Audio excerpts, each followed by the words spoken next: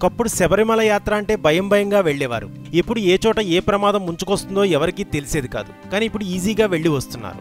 అప్పట్లో శబరిమల వెళ్లడానికి ఒకే ఒక దారి ఉండేది. దాని పేరు ఎరుమేలి మార్గం. ఈ దారిలోనే పూజారులు, సిబ్బంది ఆలయానికి గుంపులు గుంపులుగా బృందంగా వెళ్లేవారట.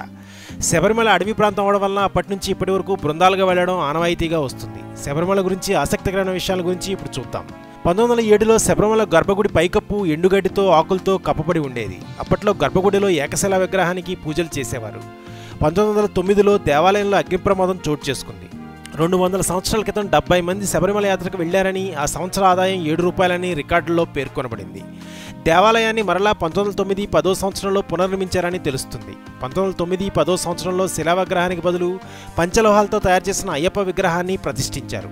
అప్పటి నుంచి పంచలోహ విగ్రహానికే పూజలు చేస్తున్నారు. 1935 తర్వాత భక్తుల సంఖ్య గణనీయంగా పెరగడంతో మకరజ్యోతి దర్శనానికే కాకుండా మండల పూజ కొరకు కూడా భక్తులను లోనికి ఆహ్వానించారు. చలక్కాయ మార్గం, వడిపేరయార్ మార్గం ఏర్పడడంతో శబరిమల యాత్రకు వచ్చేవారి సంఖ్య మరింత పెరిగింది.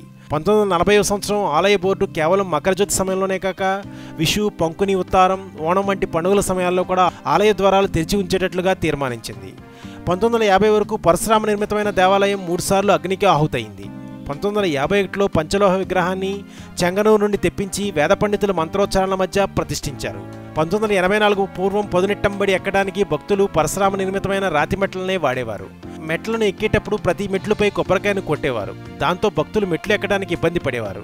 ఇది దృష్టిలో పెట్టుకుని బోర్డువారు 1985లో పొదునెట్టంబడికి పంచలోహ కవచాన్ని మంత్రతంత్రాలతో కప్పేశారు. 2000 సంవత్సరంలో బెంగుళూరు భక్తుడొకాయన గర్భగుడి పైన దాని చుట్టూ బంగారు రేకులతో తాపడం చేయడానికి పూనుకోవడంతో శబరిమల స్వర్ణ దేవాలయంగా మారిపోయింది.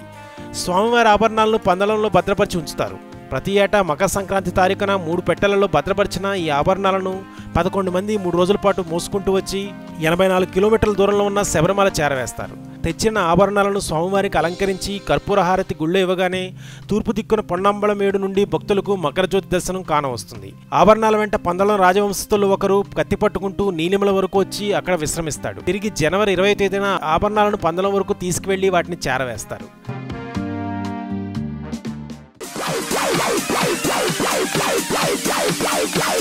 Bye.